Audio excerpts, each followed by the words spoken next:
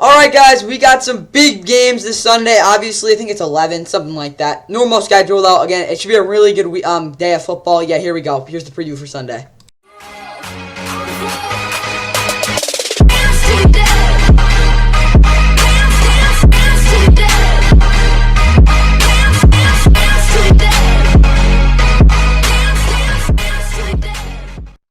And with that, what is going on, guys? Welcome back to the Fun of course. Please like and subscribe. Hope you guys enjoyed the Week 14 NFL Sunday preview. We've got 11 games to go through, but as always, we will start with some preview crap. Looking at the pregame shows, that NFL Game Day morning started an hour ago, goes up until 1 o'clock before they have NFL Game Day Live, which is basically just updates throughout the day about all the games. The other pregame shows, last 2 hours of it starts right now on CBS Sports Network. Sunday NFL Countdown starts right now on ESPN. Again, basically the 3 prime pregame shows. No, that's at 11. Yeah, Fantasy Football now, ESPN 2, getting probably like the last week or already in the playoffs for some leagues. So, yeah, that's really critical for that. And obviously, Fantasy Football pregame as well on Peacock at 11. Fox NFL kickoff, Fox NFL Sunday, lead you up to the games at 1 o'clock. And there's a couple games at 4:05 too. The NFL Today is at noon on CBS, as always, leading it up to their massive doubleheader. And that's about it for the pregame shows. Of course, we're going to go through the standings in the NFL as we always do before Sunday. Of course, first things first, the Steelers lost, so they are now in jeopardy of actually being last in their division. No, wait, never mind, because they beat the Bengals, so never mind about that. But still, tied for last. Let's go Ravens. They're playing an interleague matchup, so not too big there, but again, they could still fall out of the number 1 seed. Of course, the Dolphins are looking to stay in that. They're actually the number 1 seed right now. As well as the Chiefs at 8-4. They're looking to bounce back. They got a pretty tough game, obviously, against these guys whose season basically are on the line. AFC South is a complete crapshoot right now. Again, the Jags, Colts, and Texans are all when the Titans are tanking. NFC, though, Eagles, again, we'll get to this game like lastly, so definitely stick around for that one. It's the last one. It's literally the last one. Giants 4-8. They got a game. Same thing with tomorrow. Commanders are on a bye. We'll get to them too as well. And yeah, again, the NFC West is just complete. Again, 4 6-6 teams in the NFC. So one of them loses. That'll be a bad advantage for the rest of the season. Obviously, Falcons are leading the NFC South by a game, but they do play the Bucs. Actually, I think it is a battle for first place, ironically. So that should be pretty cool. Looking at the teams that are on a bye, you've got the Cardinals at 3-10, Commanders 4-9, so 2 tank bowl contenders. But with all that said, let's get into our first game. Yeah, guys, time for the Texans and the Jets.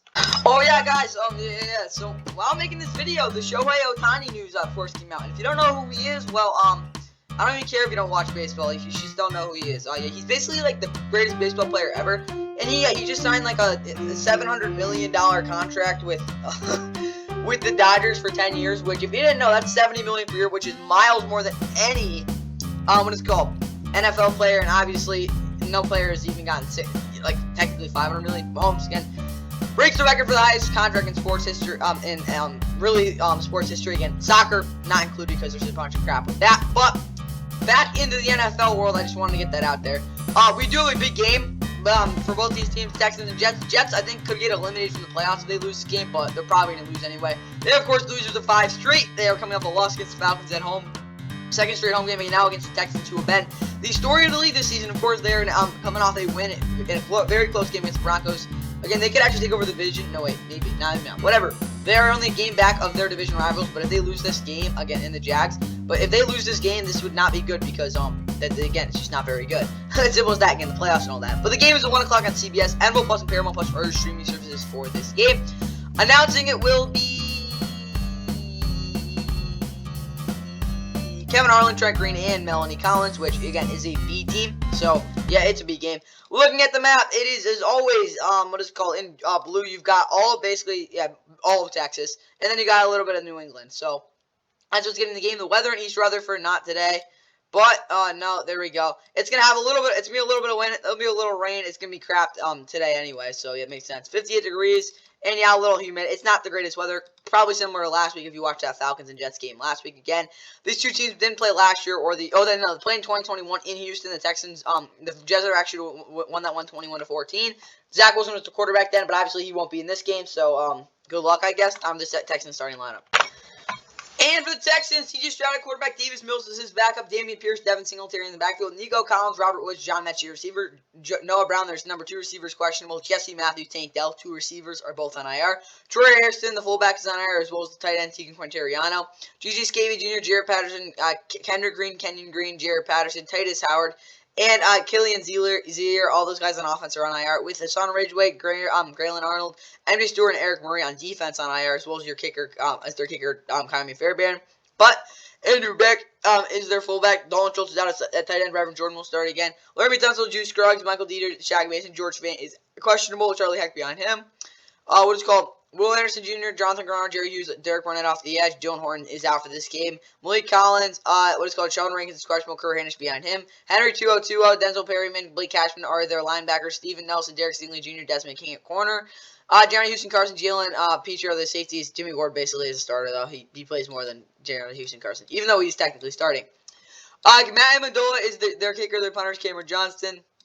Desmond King is their returner, and John Weeks is their long snapper.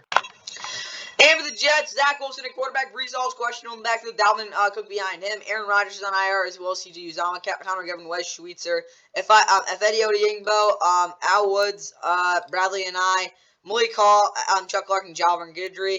Garrett Wilson, Xavier Gibson, Jason Brownlee is out, so you'll definitely see a lot of Alan Lazard. Tyler Conklin, Jeremy Reckert at tight end. Nick Bowden is your fullback. Mekhi Becton, Lagan Tomlinson, Joe Tippmann, Max Mitchell will probably start as well as Mekhi Becton because Carter Warren is questionable. John Franklin Myers is questionable as well. No, my bad. Dwayne Brown will probably play left tackle or something. They'll figure that out. Again, he's 38, and he's been bad this year as expected. But Will McDonald, Jermaine Johnson off the edge again. John Franklin Myers is questionable. Quinn Jefferson, Quinn Williams are up the middle with Jamin Sherwood, C.J. Mosley, Quincy Williams at linebacker, Sauce Gardner, Michael Carter, and G.J. Reed at corner. Tony Adams, Jordan White at safety. Greg Zerlin is your kicker, punters. Thomas Morstead, Xavier Gibson is your returner. Thomas Hennessy is your long snapper.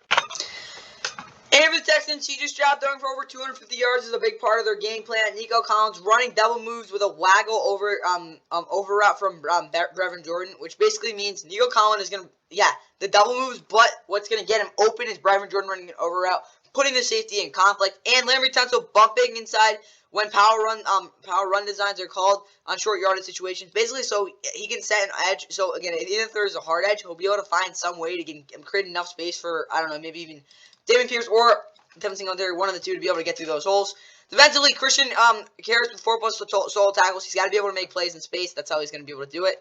Malik Collins, 4+ pressures. Again, it's pretty simple with him. Again, if he can get to the quarterback and win up front, that's big. Derek Stingley, 0 completions allowed. Went on Garrett Wilson. Garrett Wilson should not be part of this game. Again, I don't even know who the other starting quarterback. Trevor Siemian, something like that. Now let's talk about the Jets.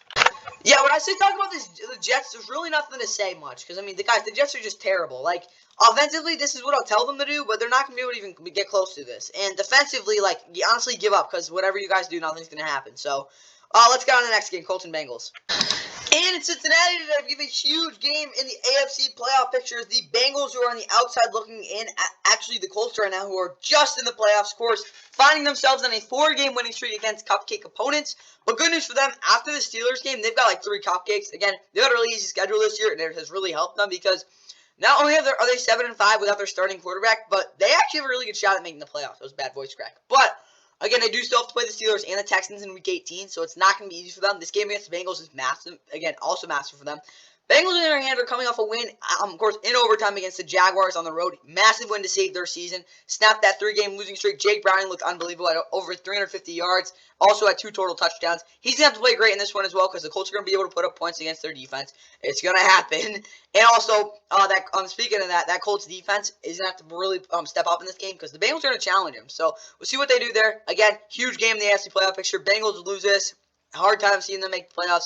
Colts win this. Or lose this. There's obviously still in the playoff chase, but that would really make it chaotic. The game's at 1 o'clock on CBS. Animal Plus and Paramount Plus are your streaming services for this game. Announcing it will be Tom McCarthy, Jay Feely, and James Lofton. Tiffany Blackman is the reporter. Again, this is a C game, even though it's not really. It's a really good game.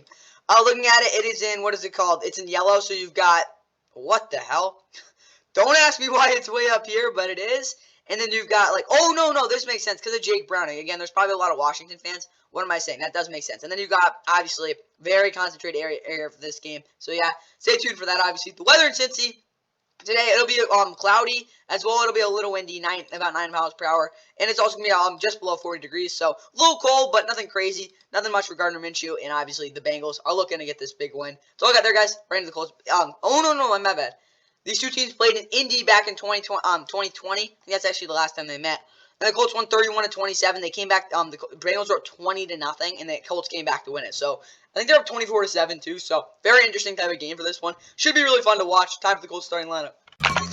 And for the Colts, Gardner Minshew at quarterback, Sam Ehlinger behind him, Anthony Richardson, Danny Pinter, Jake Witt, Ashton Dolan, Gerard Avery, Titus Leo, Dallas Flowers, Daniel Scott all on IR. JT is out, so you'll see a lot of Zach Moss and Trey Sermon. Michael Pittman Jr., Josh Downs, Alec Pierce, the receiver, Kyle Granson, Drew Ogletree are their tight ends. Bernard Raymond, Quentin Nelson, Ryan Kelly, Wolf Rice, Blake Freeland is going to start because of their starting right tackle, Braden Smith, being out. Quiddy Pay, Samson Ebukam, Deo Odeyingbo, and Tyquan Lewis off the edge with DeForest Buckner and Tavon Bryant at defensive tackle. Samson Ebukam, the starting will linebacker, starting will linebacker, DJ Speed is out. Ronnie Harrison Jr. again converted from free safety. Strong safety will be starting at will linebacker with Zaire Franklin and Ronnie Harrison Jr. at, not even Ryan Harrison Jr., probably Grant Stewart. Someone will start at will linebacker though. Kenny Moore, Darrell Baker Jr., Jalen Jones at corner with Juju Brents and basically Amari Speed. He's listed as questionable, but he might play. I won't say maybe not. He'll get in the game if he does play though. Rodney Thomas, Julian Blackman are their safeties. Matt Gay is their kicker, their punters. Rigoberto Sanchez, Isaiah McKenzie is their returner, and Luke Rose is their long snapper. Alright, my bad. I gotta talk about the Shohei Ohtani again. I'm sorry, this is just like the biggest news in a long time for really any sport, so I gotta go through it. But Lionel Messi, what is it called? Obviously, he got highest AAV by far. Again, Cristiano Ronaldo was longer, but what is it called? Lionel Messi signed a $647 million deal. Again, Shohei is getting paid $700 again over that 10-year span, so that does surpass it. But either way, back into this actually. Jake Browning is at quarterback for your Browns, obviously. Not Browns, Bengals. Adrian Karen is his backup. Joe Burrow's on IR as well as Devin Cochran, Devontae Maxwell, Tyson Anderson, and Cam Taylor-Britt. Those two are both out for the season, if you didn't know yet. Cam Taylor-Britt. Did he tear his ACL? Ankle? Wait, what am I saying? He's remaining on IR, but he might be back soon. Joe Mixon, Chase Brown in the backfield. Jamar Chase, Teagan, Tyler Boyd is questionable. Trent Irwin behind him, receiver. Tanner Hudson, Harrison Smith Jr., tight end. What is it called? Orlando Brown Jr., Cordell Volson, Ked Karras, Alex Calvin, Jonah Williams, typical guys on the offensive line. Dante Smith is questionable. Sam Hubbard, Trey Henderson, Joseph Osai, Cam Sample off the edge. DJ Reader is questionable. Josh Tapu behind him. BJ Hill is also a defensive tackle. Logan Wilson, Jermaine Pratt, Akeem Davis, Gaither at linebacker. Jadobe Awuzie, Jalen Davis, DJ Turner, and Mike Hillen at corner. Dax Hill and Jordan Battle are your safeties. Your kicker, is Evan McPherson. Brad Robbins is your punter. Trent Irwin, Travion Williams are your returners, and Cal Adamadis is your long snapper. Alright, for this Colts offense, they got to get out to you got to get ready with a fast start. It's kind of simple there. If they get punched in the mouth, it's not going to probably end well. So, what they got to do is run the ball a ton in the first quarter. I mean, run it down their throats, get them knowing, we're going to try to beat you this way. And then obviously you can start throwing the football. But 75 plus rushing yards in the first quarter, that ain't going to be easy. But if they can get that done, good start for them. Michael Pittman Jr., 10 plus targets as well. He has been actually one of the better receivers in the league, believe it or not, this year. He's been super consistent. He's their dude, getting the football, and obviously Alec Pierce running a lot of deep and out-breaking curls because, you didn't know, he actually creates a lot of separation, so that might be a good idea. Defensively, though, when in man, be careful with who's passing coverages when disguising. Basically, so Jake Browning has to be proactive pre-snap because, again, he can't just take what he thinks is going to come because, again, if that happens, he'll get sacked and stuff. Bad stuff happens because of the quick tendencies of the Bengals, short passing designs because, again, they get the ball out quick and the guy's not in the right position. This is for the Colts. They're screwed because, again, that could be a big play. Like Jamar Chase last week, that touchdown, the safety was supposed to be on him because, trust me, Tyson Campbell was playing a lot of press there, and the Jags got burned because of it. The Colts cannot have that happen to them. Now let's look at the Bengals. And for Cincy, over 200 yak yards from the receivers. Get them the football in space and let them do their work. Quick motion hitters to the tight ends as well. Again, that would be very easy plays. They'll get some big chunks on it as well as having a play fake off of those, as well as Joe Mixon breaking a 40-plus yard play. He being the juice of this offense is a really good thing because, again, those receivers don't have to manufacture their own yards. Defensively, force Gardner Minshew to step up and hit the corners outside the numbers. Again, not like scrambling, but like literally stepping up and making those big boy throws because we haven't seen him do too much of that this year. And maybe an amazing catch in the end zone to flip possessions. Again, that is Gardner Minshew throwing an interception against them. They really need that to happen again. Really good red zone defense. Forcing a turnover there would be huge for how about this offense. That's all I got for the Bengals, guys. Now let's get into the next game. Bucs and Falcons. Actually a battle for first place in the NFC South. And the Falcons will host the Bucs, looking to get their third straight win, again, against a Tampa Bay team that is coming off a win that snapped, what was it, like a 3-game losing streak? No, not a 3-game losing streak. Something like that, though. The Bucs, of course, have not been playing great football all since week 4, but they can actually get in the first place in the division, or at least tied for it if they win this game today. Again, they are going to Atlanta, where they have again had success in the past with Tom Brady, but last year they did lose there. If you didn't know, I think the final score was, what was it, 31-. How am I forgetting this? It was 31-.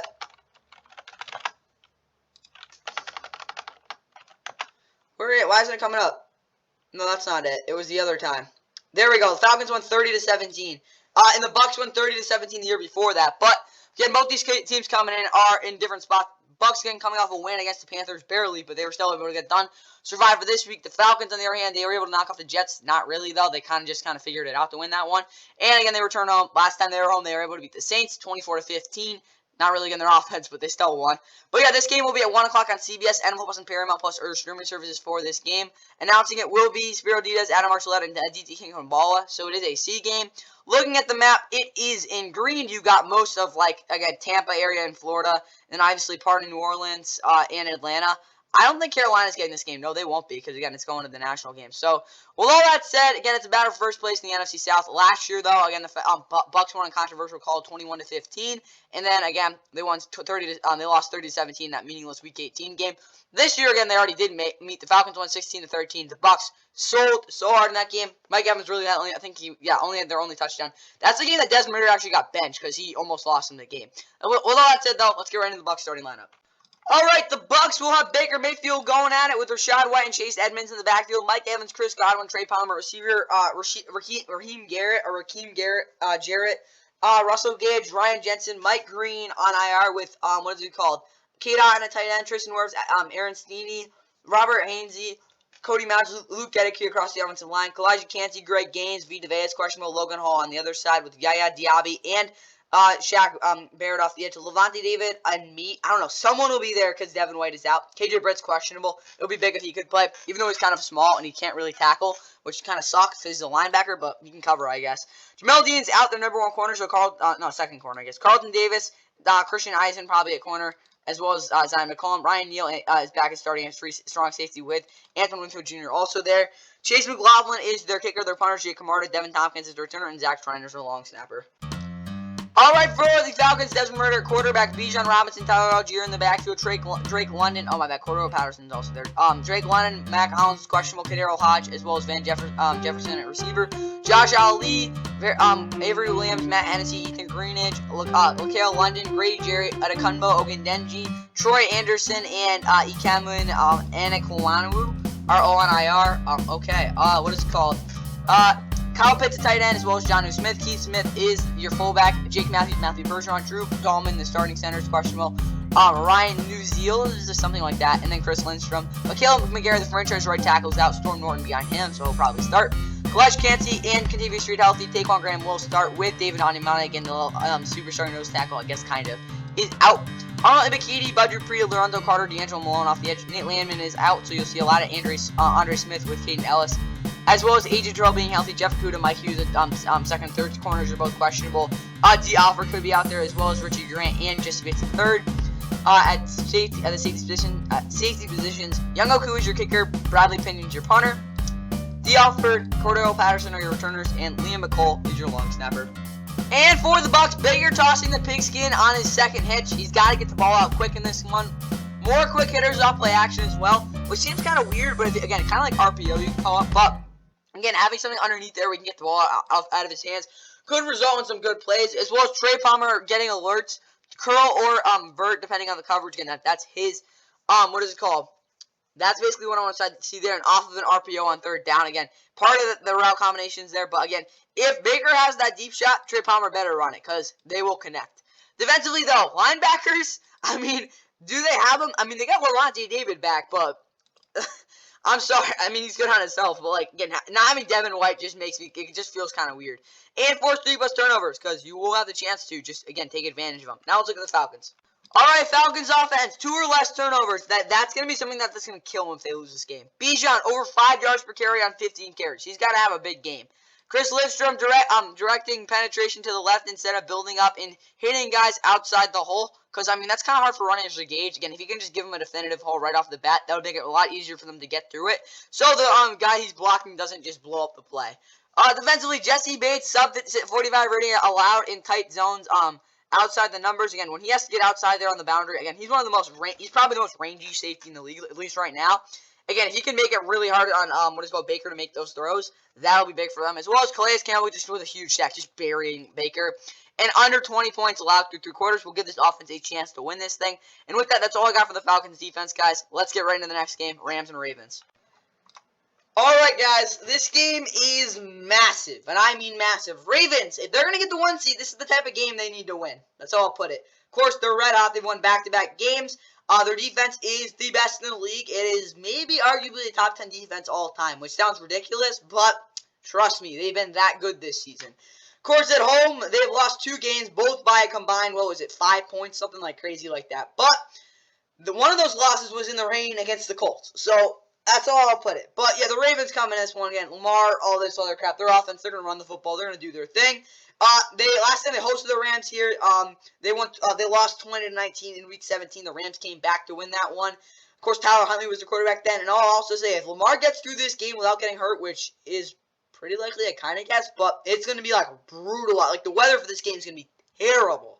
And I mean really terrible. So if Lamar doesn't bend an ankle or anything, and he just straight up doesn't get hurt, I think this Ravens team is going to the AFC Championship. But if he does get hurt, that's different talks. Rams, on the other hand, if you don't remember, when they won the Super Bowl, they took that corner. I mean, they kind of did in that Week 18 game where you're like, that's a game they should have won. But I already thought the Rams were good there. But the Rams, it's kind of like in 2021, to be completely honest.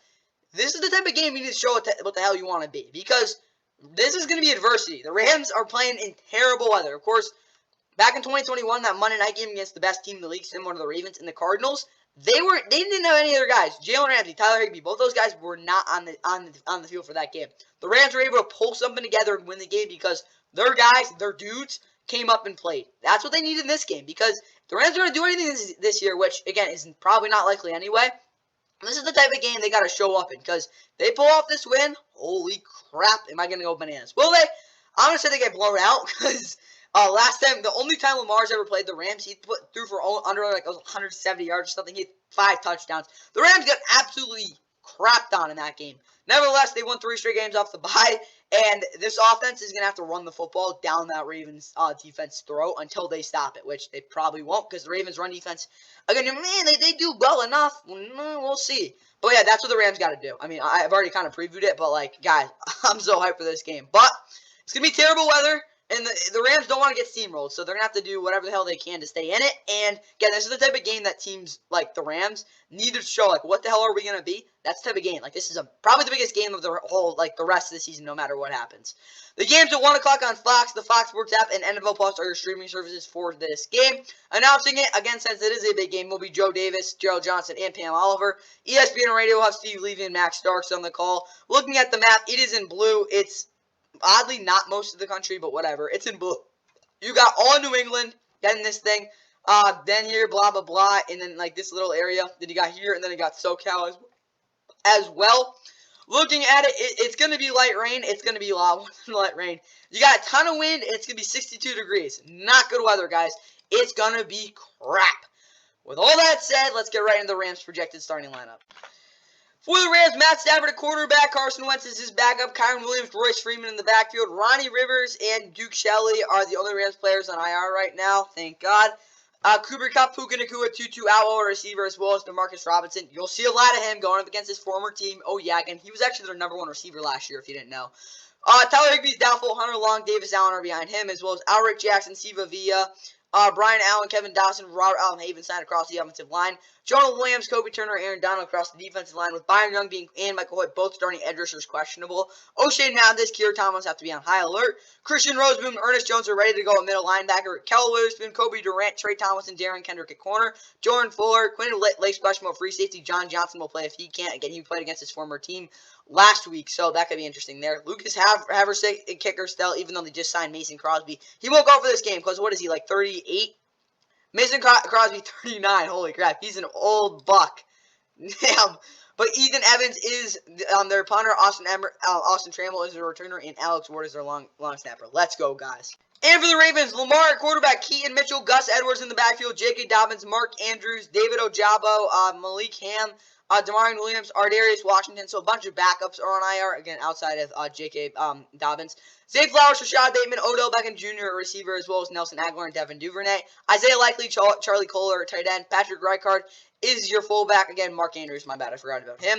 Ronnie Stanley, John Simpson, Tyler Linderbaum, Kevin Zeitler, and Morgan Moses across the offensive line. Jason Matabuke, Michael Pierce, Broderick Washington of the defensive lineman. Adafe Owe, Devan Clowney, Kyle Van Noy, and Davis Robinson off the edge, with Malik Harrison the starting. One of the backup middle linebackers is questionable. Tyus Bowser is out. The best middle linebacker duo in the league, and Roquan Smith and Patrick Queen are there again at middle linebacker.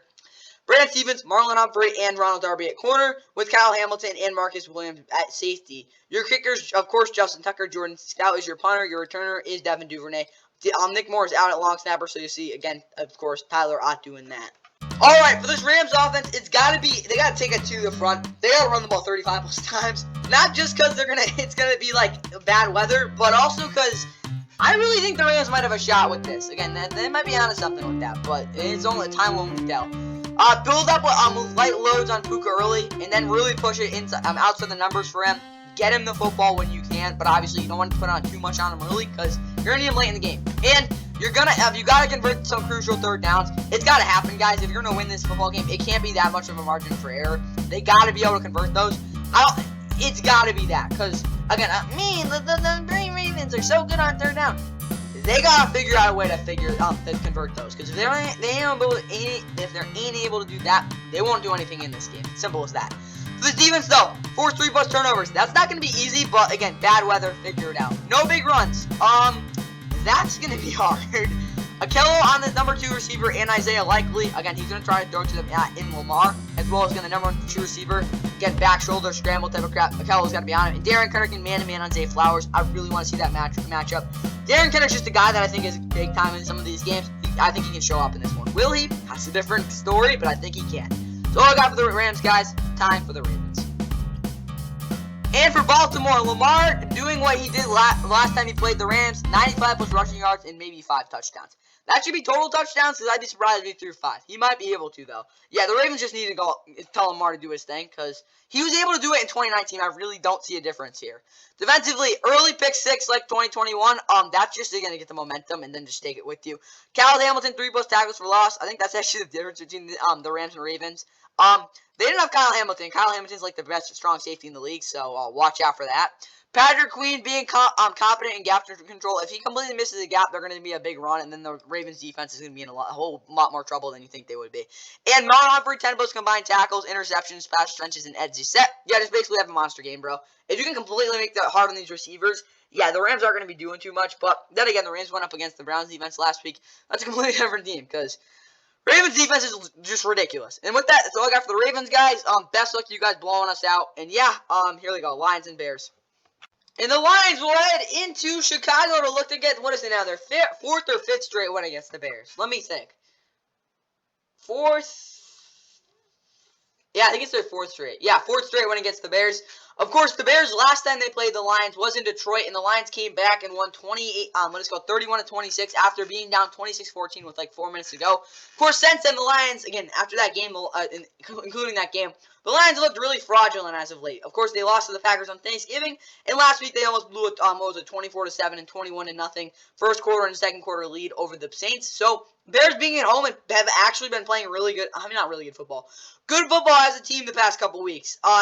Definitely not a team you don't want to watch out for. I'm going to be honest, I think the Bears are definitely a team that could win this football game. Lions, on the other hand, yes, they are 9-3. Getting the double-digit wins would look really funny because they have not had that since, I think, like 2014. It's been like 10 years. It's ridiculous. But for the Lions, I think if they win the next 2 games, they actually clinch the division, which would be crazy. But they're 9-3 coming into this game. They got a lot of work to do in this game because I do think the Bears are going to take it to them and Justin Fields. We'll see about that. But the game will be at 1 o'clock on Fox Sports app and NFL Plus or your streaming services for the game. Announcing it will be Adam Mead, Mark Schlereth, and Christina Pink. Very similar to the crew we saw back in Week 11. Josh Apel and Mark Carrier are on the call. Looking at the map, it is in green. You've got all the NFC North cities, of course, outside of Minnesota. You've got this scattered area in green in what is called Nebraska for this game. No, wait, yeah, Nebraska. I was about to lose my mind if I got that wrong. Whatever, though.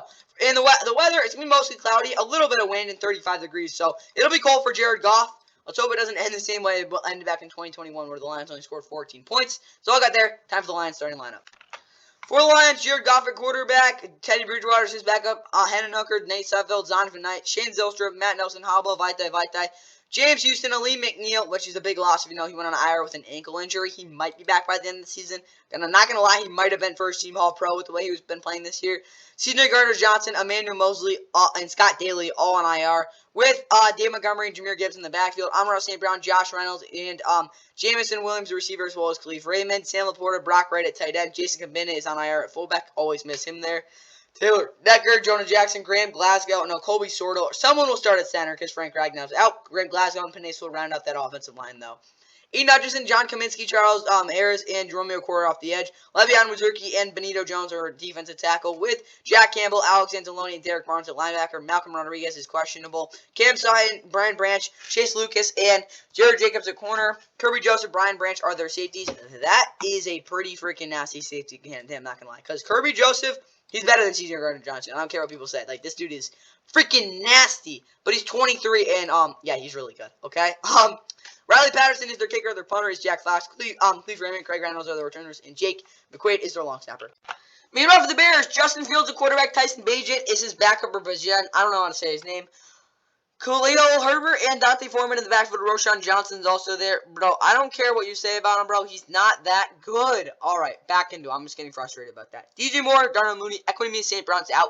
He's actually been running a lot of good routes for Justin, so that makes sense. He's their third receiver. Velus Jones and Tyler Scott are both questionable. Trent Taylor probably going to be their third receiver, though.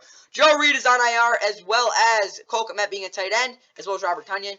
Kyrie Blasingame is your fullback. Braxton Jones, Tevin Jenkins, Lucas Patrick, Nate Davis, Darnell Wright rounded that offensive line with, again, I think they traded for Nate Davis. That was a bad voice crack. Yannick Ngakoue is questionable. DeMarcus Walker, Montez Wood off the edge. Andrew Billings, Justin Jones are the defensive tackles. Your linebacking core goes as DJ Edwards, Tremaine Edmonds, and Jack Sanborn. Jalen Johnson, Terrell Smith, Tyreek Stevenson, Tyler Gordon are corner. Eddie Jackson, Jaquan Brisker are your safeties. Carlos Santos is your kicker. Your punters, Trent Gill, Taylor, Tyler Scott's questionable, again, as well as, again, Velus Jones Jr. So Khalil Herbert actually is their only healthy kick returner, as well as Patrick Scales doing your long snapping. For the Lions, put up 10 points in the third quarter. Please just do it. I really don't want it to get close. Jared over 300 through the air. Fantasy, that's basically just for me, but please have a big day. And David Montgomery gashing his former team in the first half. And, yeah, second half, but most of the first. If he gets, again, starts this game with a bang and they can just get ahead, that would be really nice. Defensively, though, Eden winning with a fake scissor and swim move on third down. So, basically, he can use either one, but keep him guessing. But the fake scissor move is basically, instead of chopping, like, going like this, I don't know, it's kind of hard to demonstrate without being on screen. But, basically, scissor move is, kind of think of a scissor. You cut one way, then you come the other way, like swipe, kind of. But instead of doing that, he fakes the swipe, then, like, brings it up, and then just swipes under it. It's weird. Fake scissor, go across, and then around. There's also other variations for a scissor move. It's a very vague term for the move. But there's also, like, a swipe scissor, which is, instead of going, like, right across with one arm, depends on what side you are, you go 1, 2, and then you go. So it's very broad term. Swim move as well is basically that, but it's a lot, like, more, I don't know, it's like a lot, I wouldn't say faster, but it's a lot more fluent, you could call it. The difference is it's not really that effective at times, but Aiden can really do it well, so maybe we'll see. Romeo Correa using the quickness of Darnell Wright's jump to gauge how he should engage Wright's hands. Sometimes Romeo Correa just completely, like, obliterates guys. I want to see him try to do that, which is honestly kind of cool. And Cam Sutton, 5+ wins in the, what it's called, in the zone reps on the boundary, basically just knocking balls away, no completions. That's what I got there. Time for the Bears. And for Chicago, don't screw up zone reads with pulling guards. Please, for God bid, Justin just get to the outside on those. And Darnell Mooney, 5+ targets, get in the football. He's your second receiver. DJ Moore doesn't have to do everything, even though he's been ridiculous this year. Eventually, find ways to get Montez Sweat in one-on-one situations in third and long, or on third and long.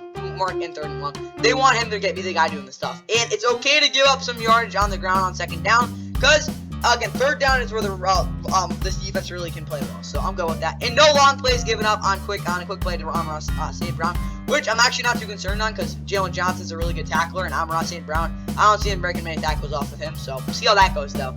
So over the Bears, time for the Panthers and Saints. NFC South tank division game.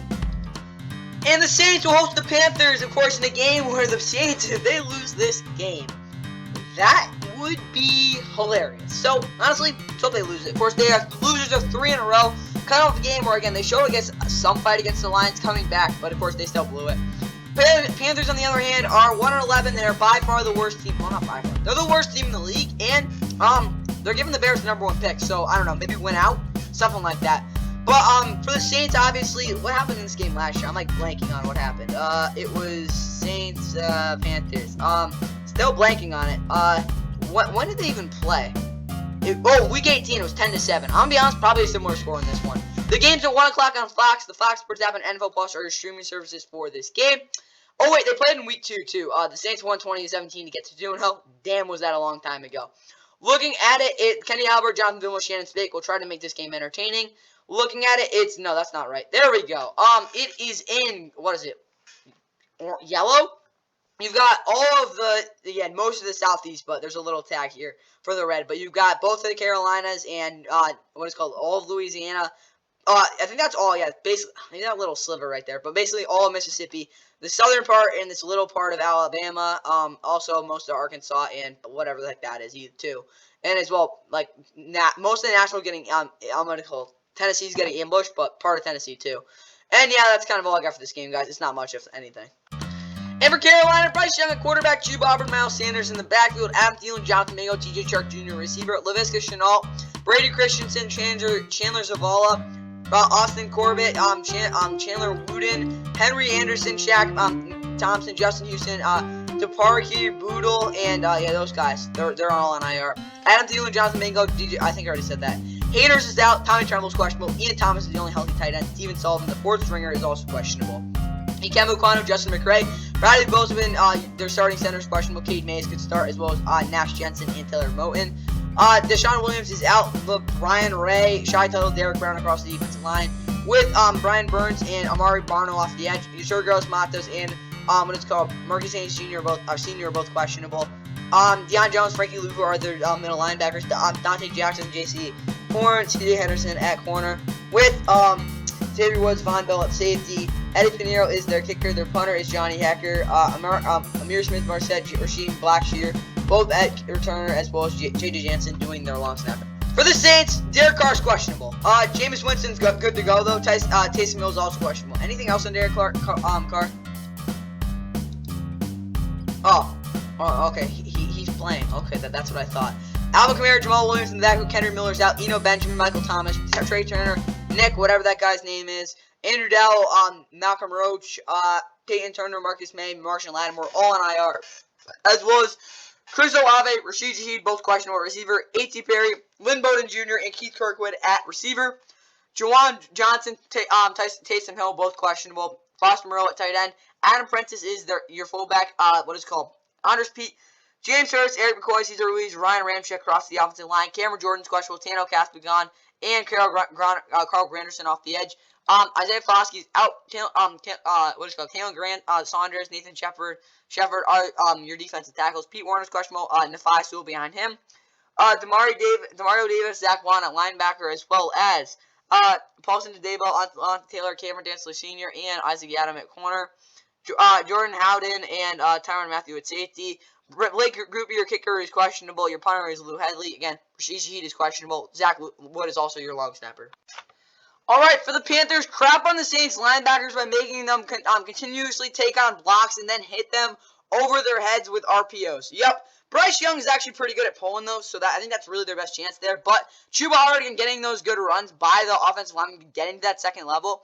Basically, maybe he gets him hit in the back a couple times, but the linebackers have to be able to, again, get ready to take those hits and also make sure that they have to, again, take on those blocks correctly, because if they don't, they'll get on their butts, as well as, again, hitting them over the heads, because, again, they're anticipating those runs. It's probably the best way this offense will be able to stay unpredictable. Defensively, though, Brian Burke's 35+% pass rush win rate on jump step, 7 technique swipe moves, which is his best move, if you didn't know, basically. He jumps off the line, steps one way, goes the other way, and then swipes back inside. That's his best move. I want to see him do more of that. Got to be effective there with 35% pass rush win rate. Probably going to be a 6 of those, 7 of those you'll see in this game, though. Dante Jackson not being a burnt toast either. He's been that the whole year. He's just been terrible. Now, I'm not surprised, though, because he's got injured the past couple of years. That's all I got for Panthers, though. Time for the Saints. And for New Orleans, 7+ third down conversions in the second half. Be somewhat good there, I guess. Again, the whole game would be nice too. Average yards to go on second down being under 6 yards. They do not want to be in big situations there. And Alvin Kamara, 120+ total yards. Again, the football. He's been your best offensive player this year. Again, when he's been on the field. Don't give up 20 points in the first quarter. If they do that, they're not going to win this game. I mean, maybe they will, but still. Under 30% allowed on third down, too. Be elite there. And Marcus May, sub-60 rating against playing a low approach outside zone leverage zone. Which basically just means that he's not really giving much at all to the outside. They're going to have to throw it over in the middle, which, again, Bryce has struggled with this year. That's all I got for the Saints. Time for the doubleheader game. Oh, yeah, we have a battle of backups, guys. Yep, it's doubleheader game on CBS. First game, big game. Both of these teams, they really need this one.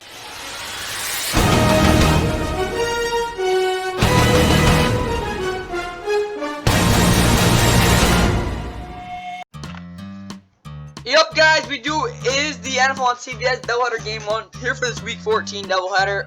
But again, battle of the backups, because I'd be surprised if Trevor Lawrence played. That would be kind of stupid. A week after a high ankle sprain, he could go, but they're going to Cleveland, where this defense has been downright really hard to play against here on the road, because the Browns' defense at home, they've been ridiculous. That's the best way I can put it. Like, it's been downright just not fair at home.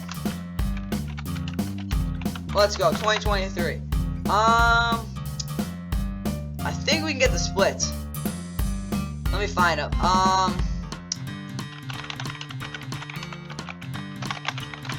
There we go. Let's try to get this. Okay, I just want to enlighten you on this type of stuff. So, where is it? Splits. Where are the splits? Defensive splits. Home. Okay, at home.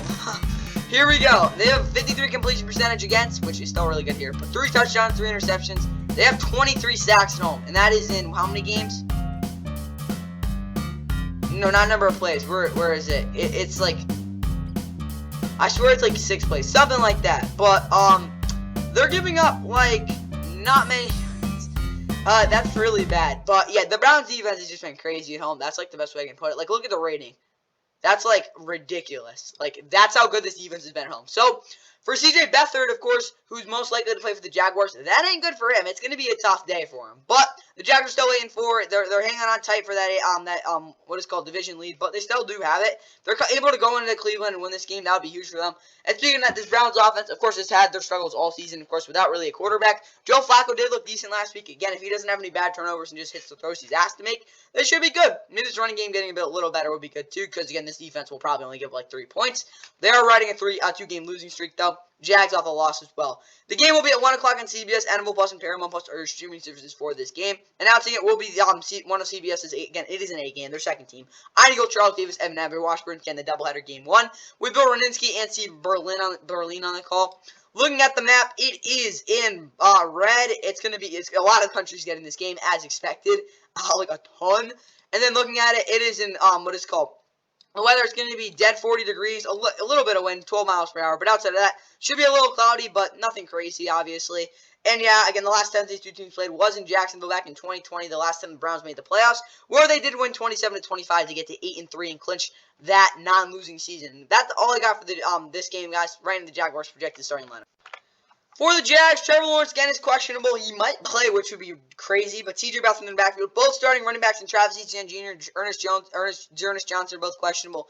I swear Travis Etienne Jr. might play. Yeah, again, he better play. But either way, you got Tank Bigsby in the backfield anyway.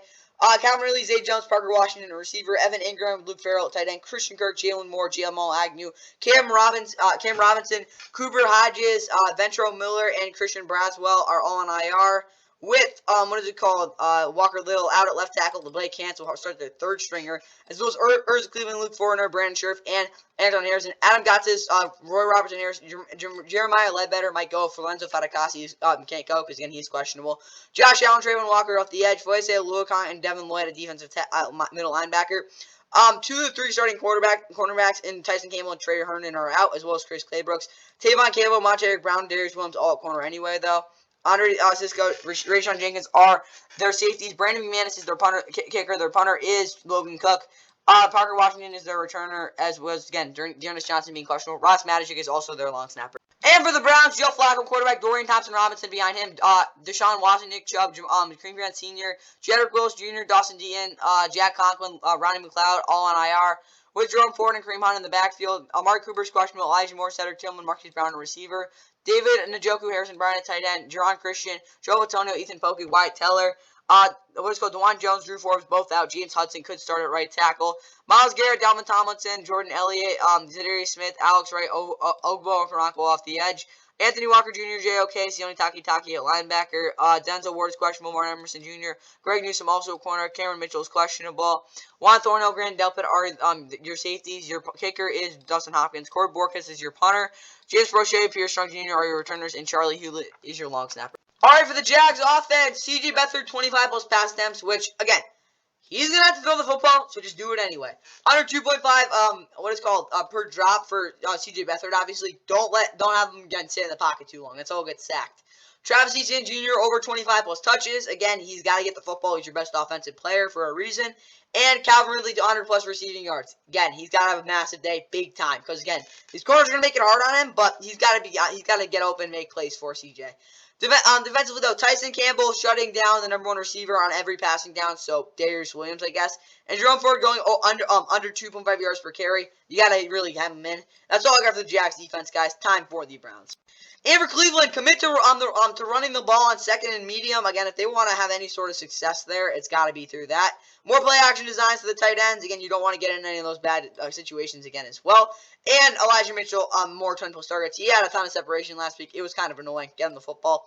Defensively, under 2.5 yards separation per route against him, man, that's like as a whole. Again, some guys are going to get more separation just naturally, so I got to keep it a little higher. 6 plus tackles. At or behind the line of scrimmage for JOK. Again, if he makes some big plays there, it'll be really hard for the Jags to run the football and really create anything there. And Anthony Walker Jr. getting 5 plus solo tackles. Again, he's got to get back into it. When he's playing his game, this defense is a lot better. Now let's get into a huge, crucial game going in that late afternoon window. And getting into the late afternoon regional window, the 6-6 Vikings look to snap their 2-game losing streak, going to Las Vegas to play at the Raiders for the first time in 8 years. Of course, the Raiders, playoff hosts, basically lie in this game. Again, they're probably not going to make the playoffs, but they've been playing great football, a really good football, ever since, how have I forgot his name already? Antonio Pierce became their head coach. Of course, they've lost back-to-back games, though. Offensively, it's been a little bit of a struggle, but they kind of figured it out in some ways. But this game will be at 4:05 on Fox. The Fox Sports app and NFL Plus are your streaming services for this game. Vikings, again, Josh Dobbs threw 4 interceptions his last time out there. He's going to have to play a lot better this game if they're going to win it. But looking at who's going to announce this game, it'll be Kevin Kugler, Mark Sanchez, and Laura Oakman, with ESPN Radio having Mike Cousins and Kelly Stouffer on the call. Looking at the map, that is right. Yep. It is in orange. You've got very small part of Nevada, like this area, and also you got all of this area in the Northwest. Both Dakotas and also most of Minnesota, and I think even going into that is Iowa. What am I saying? All right, last time these two teams played was in Minnesota. The Vikings were able to blow out the Raiders 34-14. Probably won't be a similar game. We'll really just have to wait and see, though. Big game for both these teams. Please, Raiders, pull off the win. Time for the Vikings starting lineup. And for the Vikings, Josh Dobbs at quarterback. Nick Mullins is his backup. Kirk Cousins, Cam Akers, Olotumia, Oda, Dean Lowry, James Lynch, William Konechny, Jordan Hicks, Marcus Davenport, all on IR. With Alexander Madison, Ty Chandler in the backfield, Justin Jefferson, Jordan Addison, and KJ Osborne at receiver. Malik Knowles is out. TJ Hawkinson, Josh Oliver at tight end. CJ Ham is their fullback. Christian Darris, Dalton Reisner, Digger Bradbury. Ed Ingram's questionable. Blake Brandel could start, as well as Brian O'Neill at right tackle. Jaquel Roy, Harrison Phillips, and Jonathan Bart are their defensive linemen, with Daniel Hunter, my bad, Juju on him. What is called Andre Carter. Does he have a tackle yet? Oh yeah, he doesn't have one. As well as Pat Jones off the edge. Ivan Pace Jr., Troy Dyer are their linebackers, as well as Caleb Evans, Byron Murphy Jr., Andrew Booth Jr. at corner. Theo Jackson's questionable. Harrison Smith and Cam Bynum at safety. Greg Joseph is your kicker. Your punter is their punter is Ryan Wright. Their returners are Brandon Bell and Keenan Nwangu, as well as Andrew DePola doing the long snap. For the Raiders, Aiden O'Connell, cornerback Jimmy Garoppolo is backup now. Josh Jacobs, Amir Abdul in the backfield. Devontae, Jacoby Myers trying to run for a receiver. Michael Mayer, Austin Hooper at tight end. Jacob Johnson at fullback. Cole Miller's out. Jermaine Alumore will probably start, as well as Dylan Parham, Andre James, Greg Van Rowan, and Thayer Mumford Jr. Dolan Wagner, Darian Butler, Brandon Faison all on IR. Max Crosby's questionable off the edge. Tyree Wilson could start, as well as Matthew Coots. Will Nichols and Jerry Tillery. Devon Diablo, Robert Spillane, and Luke Masterson are your linebackers with Nate Hobbs, Tyler Hall, Meek Robertson, Jack Jones at corner. Wait, what the hell? Oh, I forgot they waived them. This dude's so talented, but he's just not very smart. Trayvon Moehrig, Marcus Epps are your safeties, as well as Daniel Carlson doing your kicking. Your punting will be done by, of course, AJ Cole. DeAndre Carter's your returner, and Jacob Bobbamore is your long snapper. And for the Vikings, Josh Dobbs over 60+% completion percentage on third down. He's got to be effective there. Alex Madison, 25+ carries, feed him the football, and JJ getting under 7 targets. Again, he's just coming back. Don't really force him into it, but I mean, maybe. Defensively, force Aiden O'Connell to constantly check running back pass blocks so they don't that pressure can consistently get home, which basically means yeah, Aiden doesn't really concentrate on his reads. And Cam Bynum with a big forced turnover. Again, if he can just make a big play late in the game, that would be nice for this defense. Time for the Raiders. And for Vegas, Josh Jacobs over 120 rushing yards. Yeah, that would be nice. Aiden making some great touch throws into the second level. To Hunter, Hunter Renfrow and Jacoby Myers. Those two guys will be big there again with Devontae clearing out a lot of plays. Defensively, break up the underneath pass attempts to Jordan Addison and KJ Osborne. Those guys are going to be key there. Don't let them do anything. Nate Hobbs, knowing he's the guy on Justin and manipulating Justin's approach pre-snap to really get him into disadvantageous position. Of course, that's at the catch point. Nate Hobbs is really good at doing that. He's got to be able to do it against Justin Jefferson to really make sure he doesn't have at least in some plays, doesn't have a chance to make a big play. Because sometimes he will just do it anyway because, again, he's Justin Jefferson. But that's all I got for the Raiders, guys. Now let's get into the other national game. Yeah, here we go. Seahawks-Niners. Wrap up that season series. These two have met 2 of the last 3 weeks, and yeah, the Seahawks got to pull off a miracle if they want to keep their season alive. Most likely against the Niners.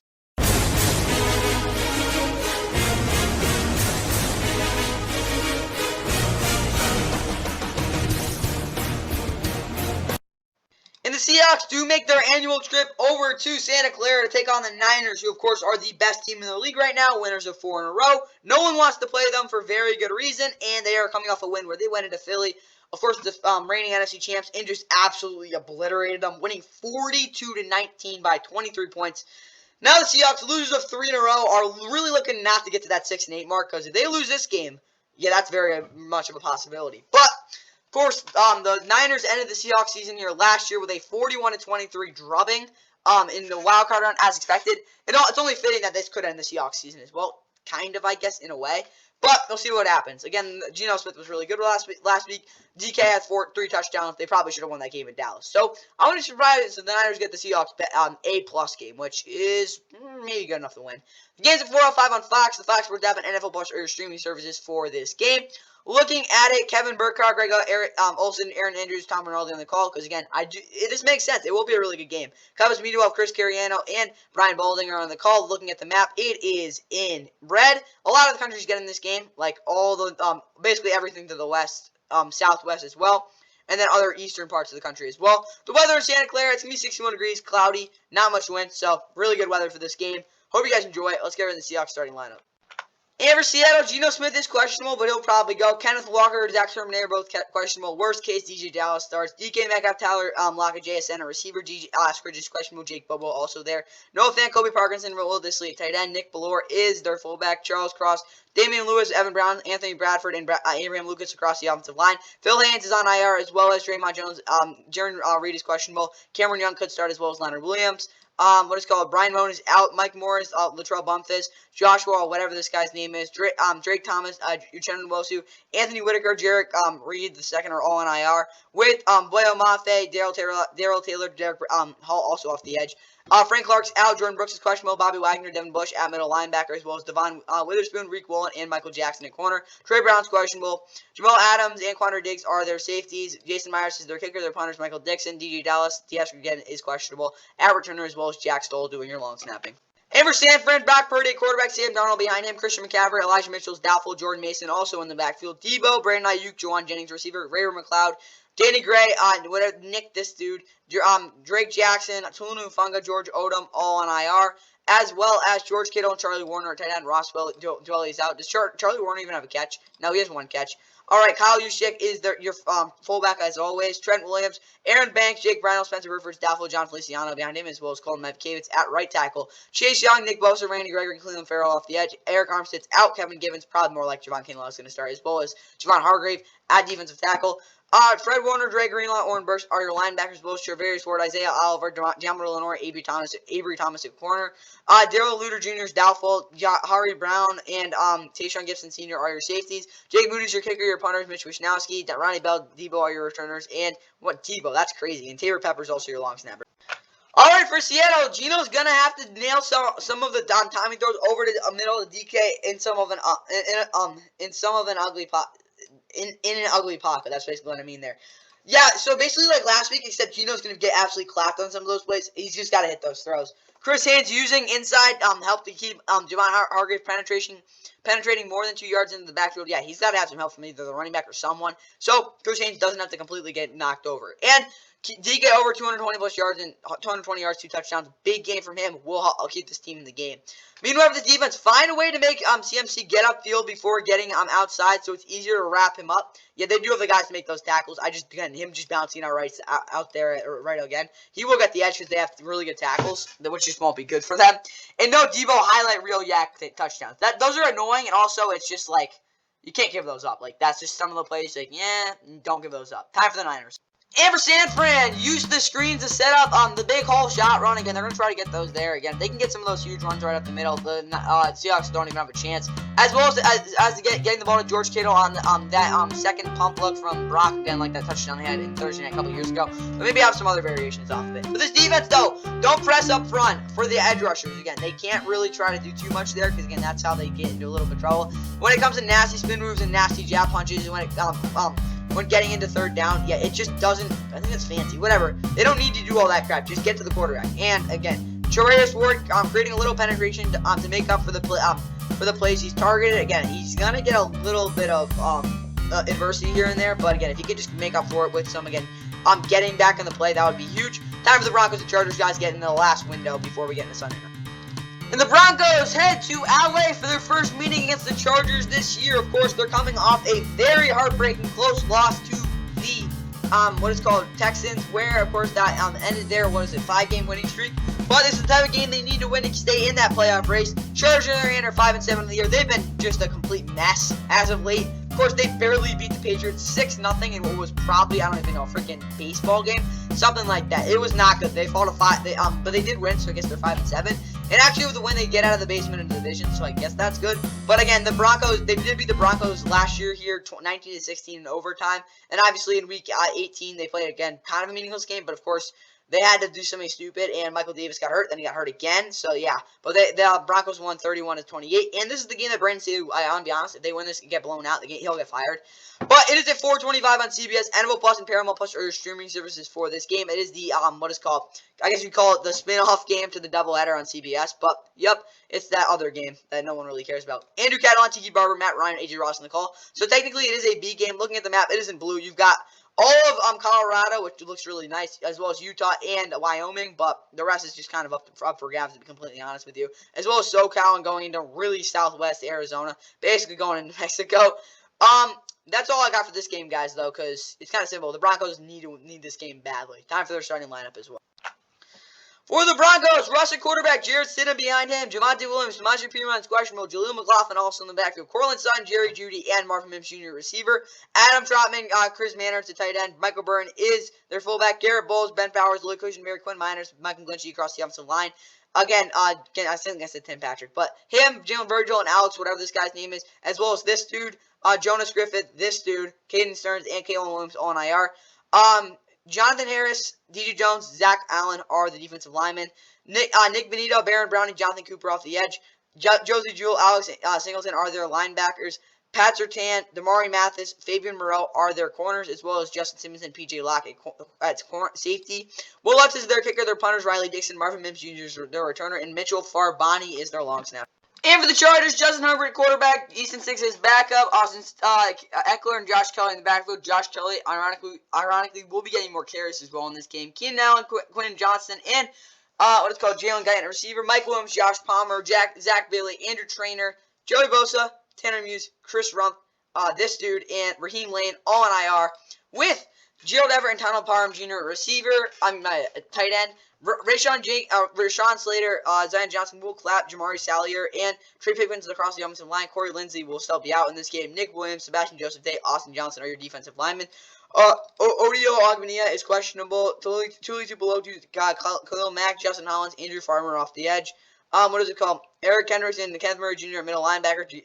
Deane Leonard is out. Jasir Taylor, Asain Bassi, and Santi Samuel Jr. at corner. Aloha Gilman, Derwin James Jr. are your safeties. Cameron Dick is your kicker, your punter. J.K. Scott, Darius Davis is your returner, and Josh Harris is your long snapper.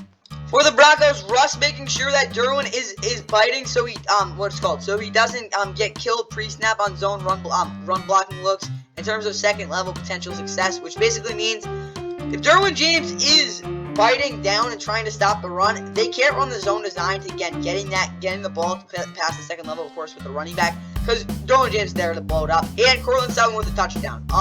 Again, he's been unbelievable with that this year. Continue getting him the ball in the red zone. Defensively, put Baron Browning in sub on first down and minimize checkdowns as well. Again, if he can just do that, it'll be really good to see. And obviously, play man on third down for a good reason. You have the corners to do it, and double Keenan Allen as well, because he's the only guy that's gonna get open. Now let's talk about the Chargers. I know Austin Eckler's been cheeks this year, but give him over 25 yards with 25 touches with efficiency, and I will be happy. Defensively, Derwin playing the star role, where he can affect both the run and passing lanes on short slants on first down. Basically, he can affect the running game at all times, and as well the short passing lanes that the Broncos are going to look to exploit on first down. That's what Derwin James got to do, basically doing what Jalen Ramsey does, which would be really cool. And yeah, that's all I got for the Chargers, guys. Time for the game of that week. Yeah, this game is big for both teams because, yeah, actually, I wouldn't be surprised if whoever wins this game will go on to do something in 2024, guys. Yup, it's this huge doubleheader game on CBS, and also the rematch of the second time since, of course, that historic divisional playoff game. Yeah, here we go. CBS doubleheader.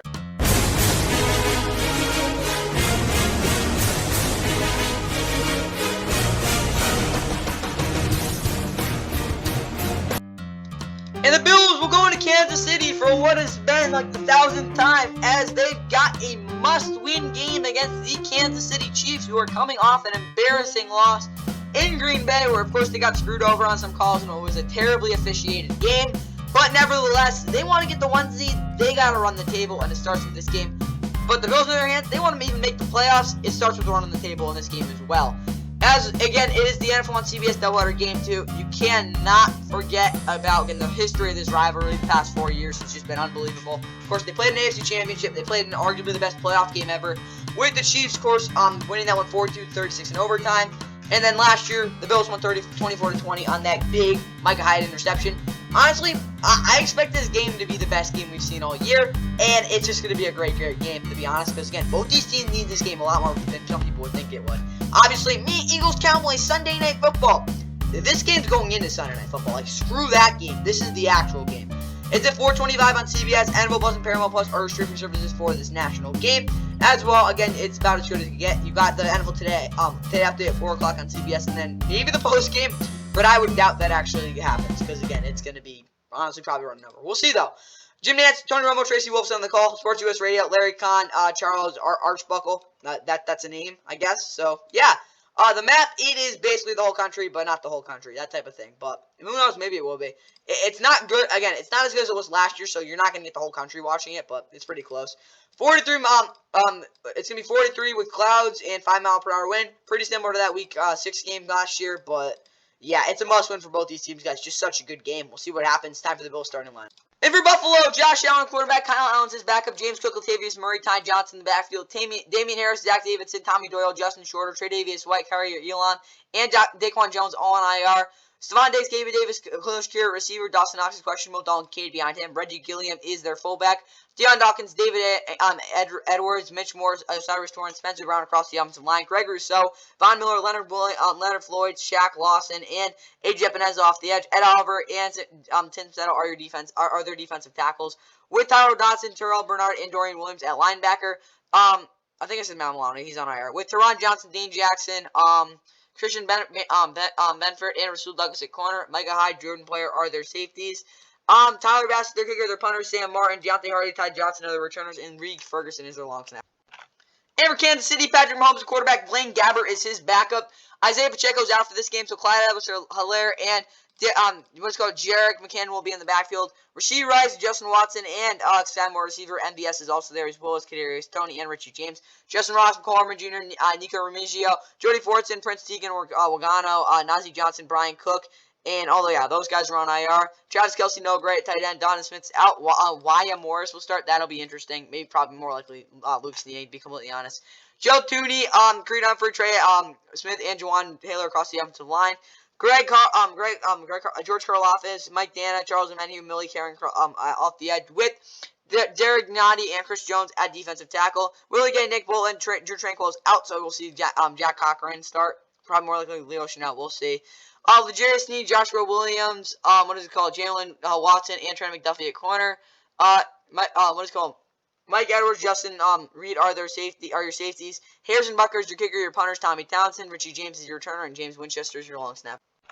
All right, for the Bills, Josh having a huge game in the offense, collectively putting up 35-plus points. It's got to be this, guys. They're going to have a huge game. It's time. That's all I'll put it. 350-plus total yards for Josh and 4-plus total touchdowns. They have to win this game. This offense has to be the reason why, to be frank. But defensively, don't get cooked on the ground. That shouldn't be too hard. And no big yak plays allowed because, let's be honest, guys. The Bills' defense should actually be okay, even though they're, still hurt. Time for the Chiefs. I think it's actually kind of simple, which is kind of crazy. But it's about time there's a number one receiver, guys. It's now or never. If they don't have a number one receiver, forget about winning the Super Bowl this year. Mahomes can't press to make crap happen on third down. Just let it come to you. And get Jared McKinnon into the passing game on third down as well. He's honestly probably your best hope there. Defensively, L'Jarius Sneed using his length to make up from miscommunications in disguises to make arm tackles on the edge. So basically, L'Jarius Sneed he's got to be able to make those tackles on the edge, whether it's a good tackle or, again, just gets the job done. And Chris Jones is forcing a fumble, which it would be kind of cool, but that's just kind of in there. So I got the Chiefs, guys. Now it's going to Sunday Night Football, and this is kind of the game of the week, but this is the game of the week. But yeah, you get the point.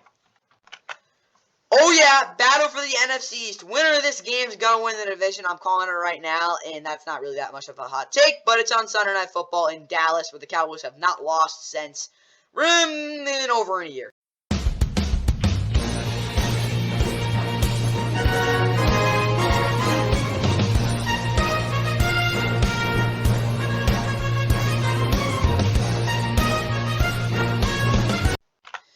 And, of course, the Cowboys offense host the Eagles. Of course, they are well rested, and the Eagles are definitely not. Of course, they played games on back-to-back Thursdays where they were able to put up 40 in both of those. And as well, they have won 14 straight games at home, and this would be a game where they just come out and win the game, obviously. But they are winners of, 3 in a row, I think? Yeah, 4 in a row. Again, 14 straight wins at home, and blah, blah, blah, blah, blah.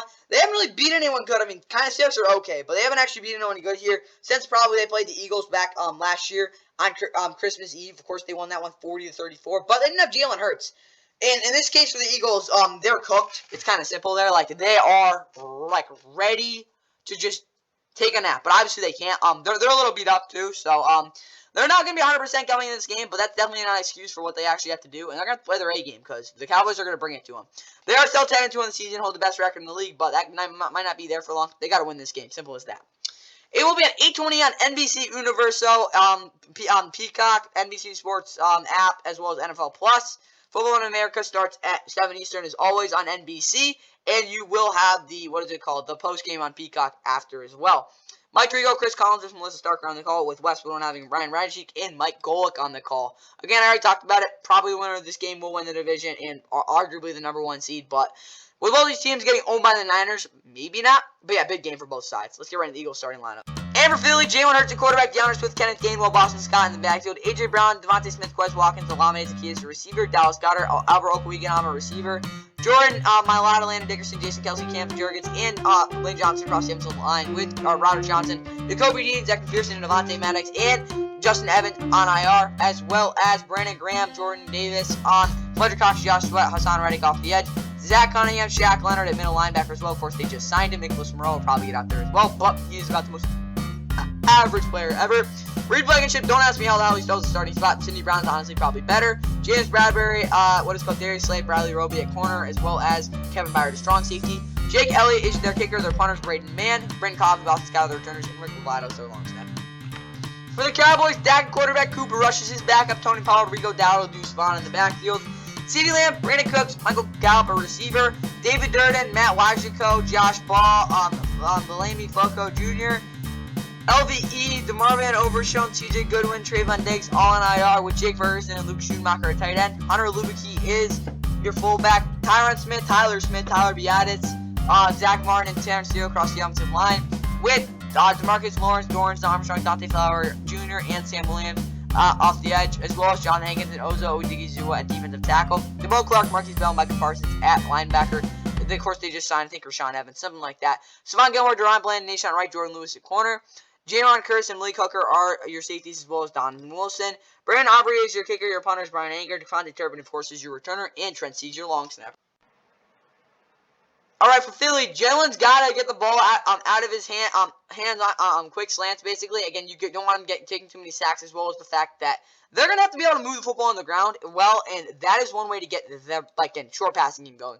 Olamide Zaccheaus has to win outside the numbers on third down. Again, I don't care what he has to do, but he's got to be able to get there. And 30-plus rush attempts in the second and the fourth quarters. They got to run the football a lot in this game. That's where they're going to get it done. Defensively, make it possible where all three big men can be on the field on short yardage, so the corners can have the opportunity to be less aggressive and more reactive. That's basically what Darius and James are naturally. They are instinctive corners. Let them do their thing. But obviously, they got to have the big men on the field so they don't give up any big runs. Time for the Cowboys. All right, wrapping up this NFL Week 14 Sunday preview with the Cowboys. First off, Tony Pete can't get beat to the edge on outside zones and ISO bounces are called. Again, if he has to bounce those outside and he doesn't do anything with them, there's really no point with him running those. And Jack has to show up on the second to last opportunity, of course, meaning the second to last drive, because if he isn't able to do that, they're not winning this football game. Defensively, Micah winning consistently with his second move. Again, he got like 4 of them. Used that second one. It's been the best. And 5+ wins with Sam Williams in one-on-one situations. He will get those reps. He's got to make the most of them. That is all I got for the Cowboys, and that is all I got for the NFL Week 14 Sunday preview. I'm going to always bring it back to that Kansas City game, guys. I really think this is going to be an unbelievable game. Bills and Chiefs, there you go. Here's the outro. And yeah, hope you guys enjoy the games. And obviously see you tomorrow for the Sunday recap. Shown in this situation is rushing 3, dropping 8. Throw it to the right, intercepted. Picked off by Buffalo. Back up the sideline. Tre'Davious White, the rookie, still on his feet. To the 10. And that'll seal it for Buffalo.